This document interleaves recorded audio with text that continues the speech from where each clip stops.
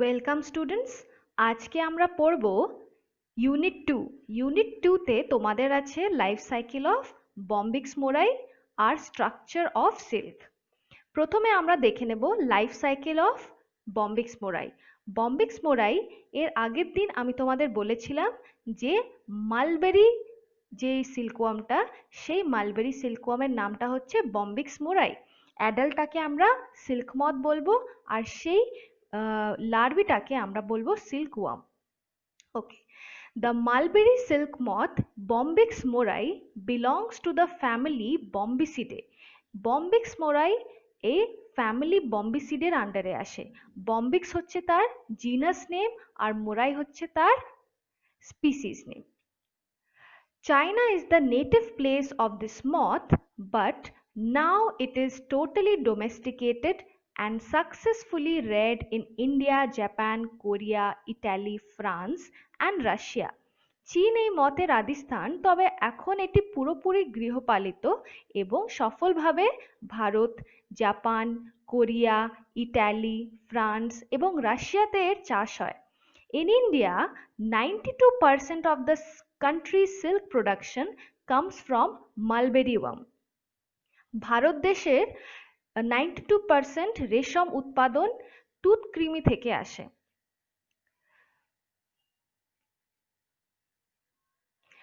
Bombyx morai, being a holometabolous insect, undergoes complete metamorphosis with 4 stages in its life cycle. Bombyx mori holometabolous পোকা, অর্থাৎ এর সম্পূর্ণ রূপান্তরণ হয়, আর এর লাইফ সাইকেল টোটাল 4টে স্টেজে কমপ্লিট হয়। আর সেই স্টেজগুলি কি কি? এগ, লার্ভা, পিউপা আর অ্যাডাল্ট। আমরা এখানে দেখে নেব নেক্সট স্লাইডে যে হোলোমেটাবোলাস আর হেমিমেটাবোলাসের মধ্যে কি ডিফারেন্স। এখানে দেখো, এখানে একটা এক্সাম্পল দেওয়া আছে হোলোমেটাবোলাস ইনসেক্টের, আর এইখানে হেমিমেটাবোলাস ইনসেক্টের এক্সাম্পল। এখানে দেখতেই পাচ্ছ হোলোমেটাবোলাসের মানে আমি তোমাদের বললাম কমপ্লিট মেটামরফোসিস। তার মানে মেটামরফোসিসটা কি হয়? কমপ্লিট। আর কমপ্লিট মেটামরফোসিস বলতে তার মধ্যে কিন্তু কি কি স্টেজ থাকবে? এগ থাকবে, লার্ভা থাকবে, পিউপা থাকবে, অ্যাডাল্ট থাকবে। আর যদি হেমি মেটাবোলাস হয়, হেমি মানেই হাফ, তার মানে ইনকমপ্লিট মেটাবোলাস। আর ইনকমপ্লিট মেটামরফিজম। তাহলে এইখানে দেখো হেমি মেটাবোলাস ইনসেক্টের ক্ষেত্রে কিন্তু এগ আছে, এখানে দেখো ইয়াং নিম্ফ আছে which resembles the adult. Actually nymph is the immature form of the adult, মানে দেখতে ঠিক অ্যাডাল্টের মতো, কিন্তু এখানে হলো মেটাবোলাসে দেখবে লার্ভা আর অ্যাডাল্ট দুটোকে দেখলে কি সিমিলারিটি আছে তার মধ্যে? না, সিমিলারিটি নেই। এইটা হচ্ছে হোলো মেটাবোলাস, মানে কমপ্লিট মেটামরফোসিস, যেটা এগ, লার্ভা, পিউপার, অ্যাডাল্ট স্টেজ হয়। কিন্তু হেমি মেটাবোলাস ইনসেক্টের ক্ষেত্রে egg, larva, pupa, adult stage নেই। ওইখানে কি আছে? এগ আছে, নিম্ফ আছে, তারপর অ্যাডাল্ট আছে। ওকে, নেক্সট আমরা দেখব অ্যাডাল্ট মথ। এখানে দেখো adult moth. The adult bombyx moth do not take any food and incapable to fly. Their lifespan is only 3 to 6 days. The whole body with wings remains covered with epidermal scales and the body is divided into head, thorax and abdomen. Adult moth কোনো খাবার গ্রহণ করে না এবং উড়তে অক্ষম। তাদের আয়ু মাত্র 3 থেকে 6 দিন।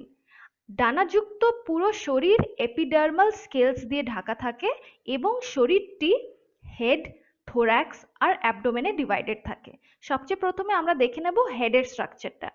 Head, the small head bears a mouth on the ventral side and two prominent bipectinate and serrate antennae on two sides. Below the base of the antennae, two compound eyes are present on either side of the head. মাথার ventral সাইডে mouth থাকে আর তার দুই পাশে দুটি antenna, যেটা দেখতে একদম চিরুনির মতো। এখানে দেখতে পাচ্ছ একদম চিরুনির মতো।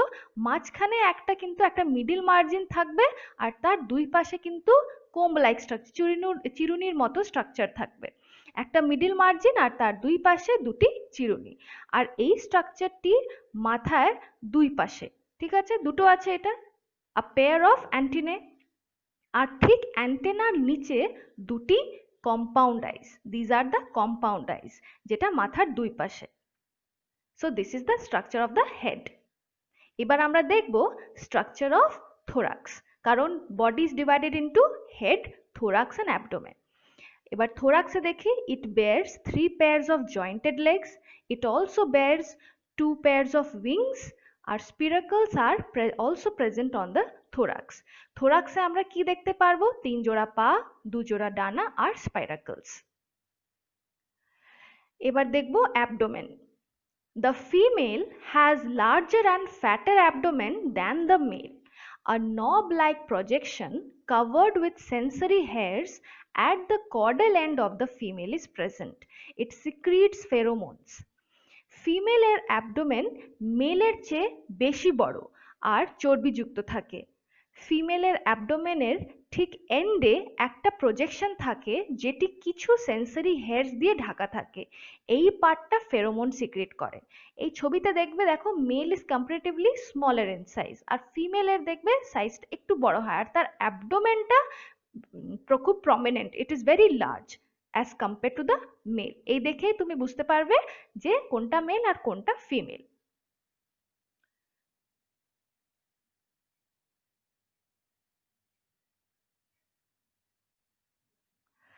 তারপর আমরা দেখব এগ লেইং।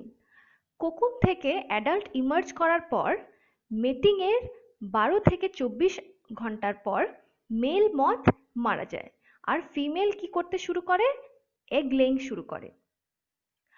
বেশিরভাগ ফিমেল 1 থেকে 2 দিনের মধ্যে 150 থেকে 300 ডিম পারে। According to the race, Bombyx morai can lay 2 types of eggs, diapause and non-diapause eggs. Bombyx morai 2 প্রকারের ডিম দিতে পারে, একটা হচ্ছে ডায়াপজিং আর একটা হচ্ছে নন ডায়াপজিং। এটা কিন্তু ডিপেন্ড করে ওটা কোন রেস অফ বম্বিক্স মোরাই। এবার আমরা দেখব ডায়াপজিং অ্যান্ড নন ডায়াপজিং এগস এর মধ্যে কি ডিফারেন্স হয়।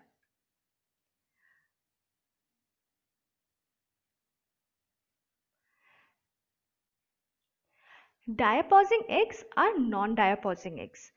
ডায়াপজিং এগসকে আমরা হাইবারনেটিং এগসও বলি, আর নন ডায়াপজিং এগসকে আমরা নন হাইবারনেটিং এগস বলি।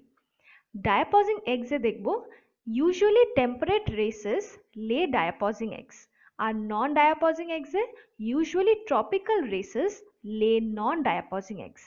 যেই সিল্ক মথগুলো টেম্পারেট রেসেসের হয়, মানে যেইগুলো খুব ঠান্ডা জায়গায় পাওয়া যায়, ঠান্ডা অঞ্চলে পাওয়া যায়, সেই সিল্ক মথগুলি কি ধরনের এগস লে করে? ডায়াপজিং এগস। আর যেই সিল্ক মথগুলি একটু গরম অঞ্চলে পাওয়া যায়, সেই সিল্ক মথগুলি ডায়াপজিং এগস লে করে।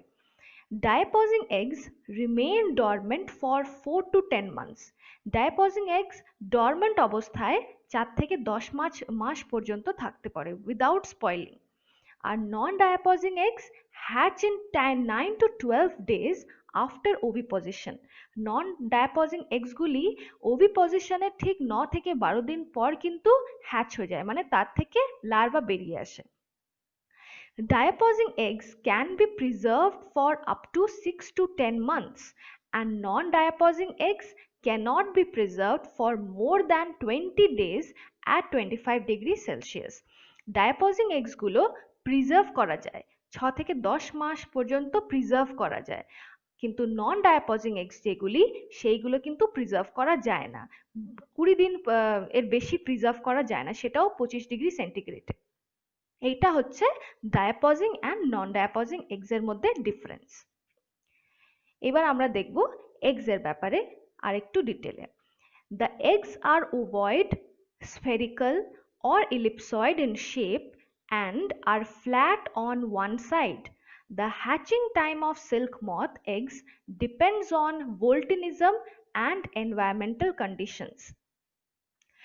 এগসগুলি ডিম্বাকৃতি, গোলাকার বা উপবৃত্তাকার আকারের এবং একপাশে সমতল হয়।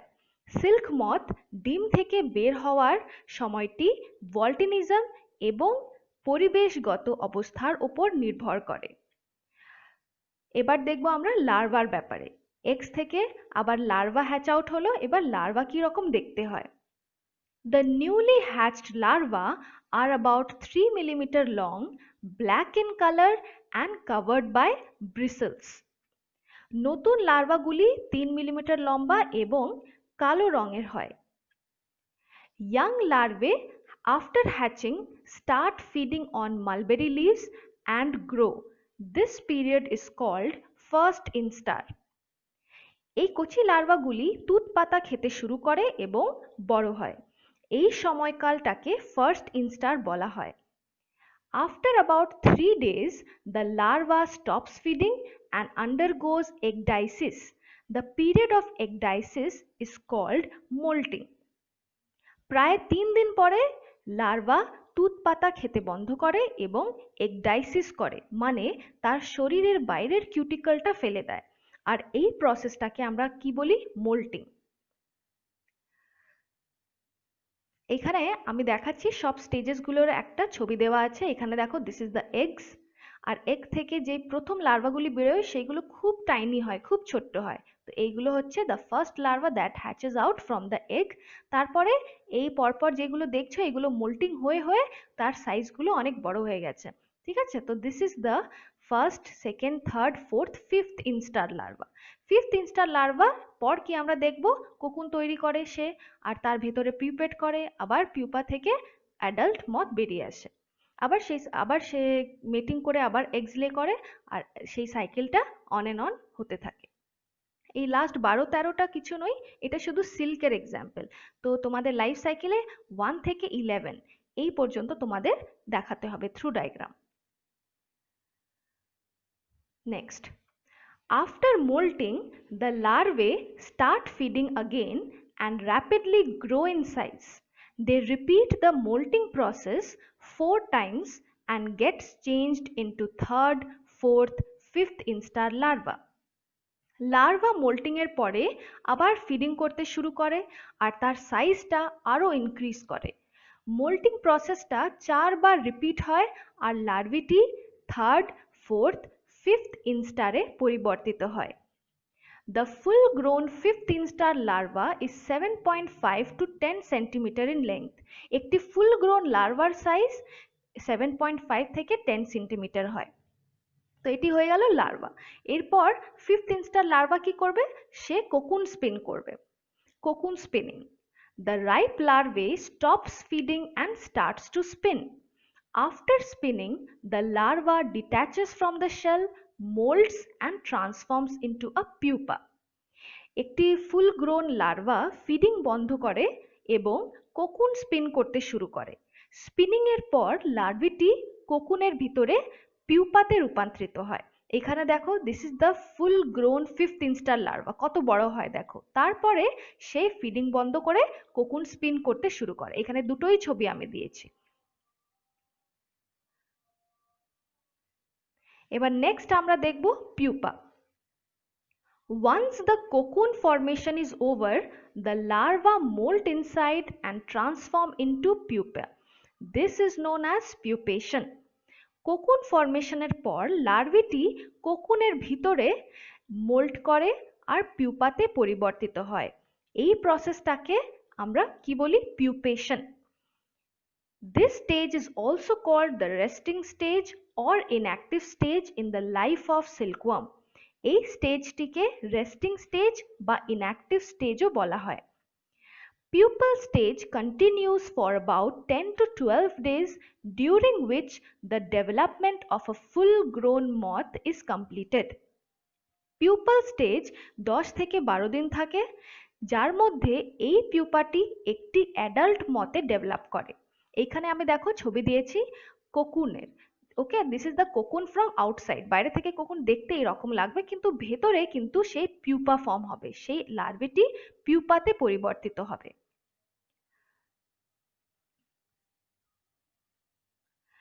The adult moth then secretes mild protease from their salivary gland to dissolve the cocoon membrane in the form of a small opening through which they emerge out.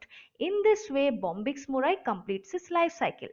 Pupa stage এর ঠিক পর পিউপা কিসে convert হয়ে যায়? Pupa adult form করে। এবার adult form হওয়ার পর তাকে তো কোকুন থেকে বেরোতে হবে, তাই এই অ্যাডাল্ট মথ তার লালা গ্রন্থি থেকে হালকা প্রোটিয়েস সিক্রিট করে এবং কোকুন মেমব্রেনটিকে ডিসলভ করে একটি ছোট্ট ওপেনিং তৈরি করে, যার মাধ্যমে সে বাইরে বেরিয়ে আসে। এইভাবে বম্বিক্স মরি তার জীবন চক্রটি সম্পূর্ণ করে।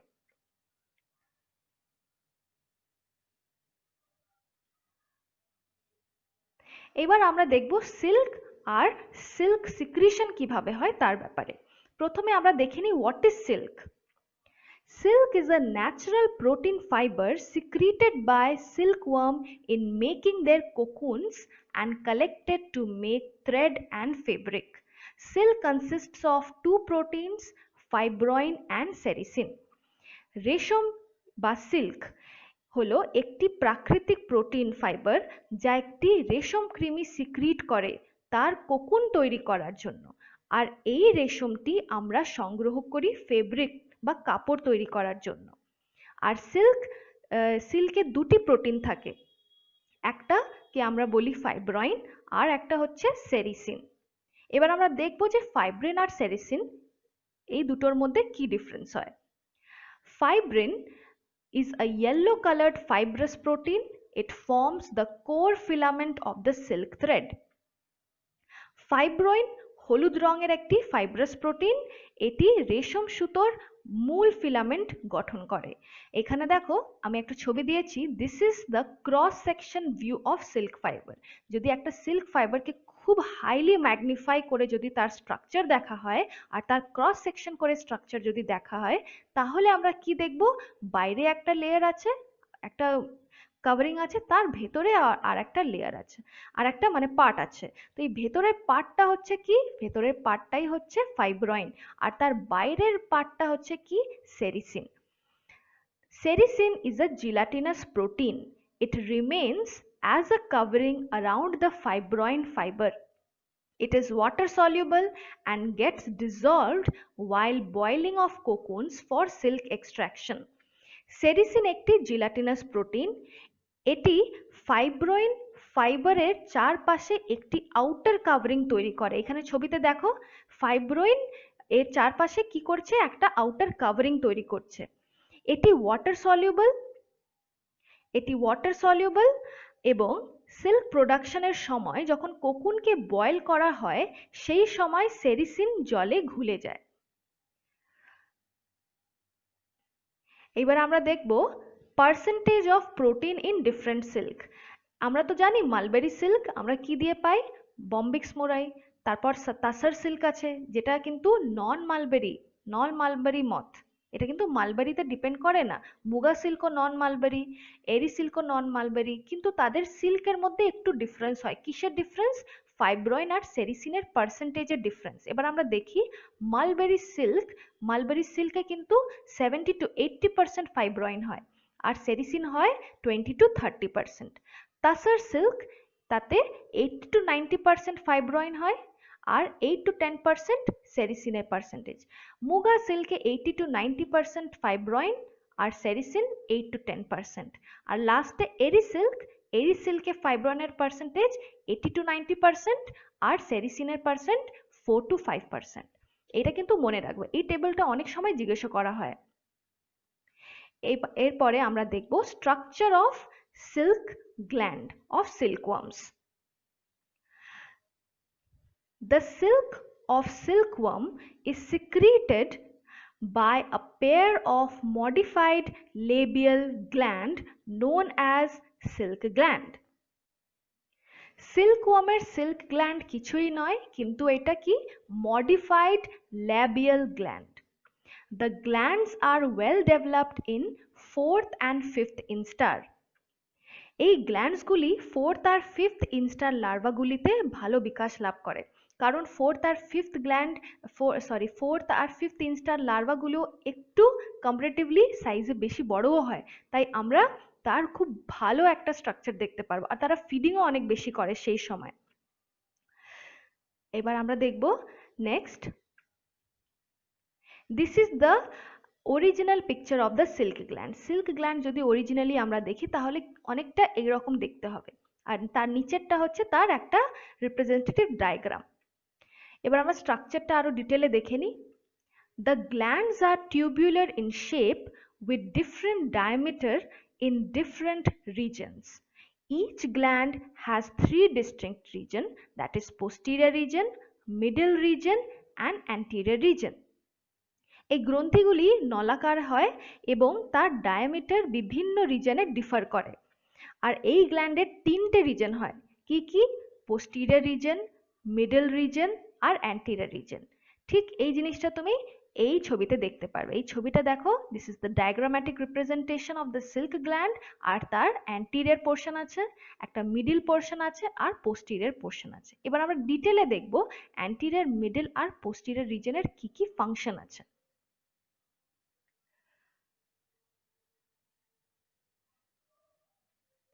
posterior region of silk gland. posterior region of silk gland লোকেশনটা দেখো কোথায়, একদম তলায়, তাই posterior বলা হয়েছে। এখানে দেখো, it is a highly folded region. This part secretes fibroin. এই posterior regionটা highly coiled, highly folded region। আর এই রিজন কি সিক্রিট করে? ফাইব্রয়েন, যেটা আমরা একটু আগেই দেখলাম, ফাইব্রয়েন আর সেরিসিন। সেই ফাইব্রয়েন প্রোটিনটা এই posterior region of the silk gland secrete করে। Middle region of the silk gland. Middle region of the silk gland is most prominent and widest part of the silk gland. It remains folded in a W-shaped structure. It secretes sericin. Middle region ঠিক এইটা। আর middle reason সর্বাধিক বিশিষ্ট এবং বিস্তৃত অংশ। আর এই middle রিজনটা হচ্ছে কি শেপ? ডাব্লিউ শেপ, একদম প্রমিনেন্ট দেখো, ডাব্লিউ শেপ দেখা যাচ্ছে। আর সবচেয়ে প্রথমে যদি তুমি সিল্ক গ্ল্যান্ডটা ডিসেক্ট আউট করো তখন এই ডাব্লিউ রিজনটাই খুব ক্লিয়ারলি দেখা যাবে, কারণ বাকি জিনিসগুলো একটু ফাইন আর খুব ডেলিকেট, তাই ওটা অত ভালো দেখা যাবে না, কিন্তু মিডল রিজনটা একদম প্রমিনেন্ট থাকে। আর middle region it secretes sericin which is the outer covering of the silk filament. ভেতরে আমরা দেখেছিলাম কি ছিল? ফাইব্রয়েন, আর তার বাইরের কাভারিংটা কি ছিল? সেরিসিন। তারপর লাস্টে হচ্ছে anterior region of the silk gland. Anterior region হচ্ছে ঠিক এই রিজনটা, anterior region of the silk gland. This thin region has no secretory role. It only transport the silk to the spinneret. এই সিক্রেটরি মানে এই রিজনের কোনো সিক্রেটরি রোল নেই, এটা কিছুই সিক্রেট করে না। এটা শুধু কি করে আসলে, মেন ইম্পর্টেন্ট কাজটা কি, এটা শুধু সিল্ক যেটা প্রডিউস হচ্ছে সেটাকে কি করে? স্পিনারেট অবধি ট্রান্সপোর্ট করে।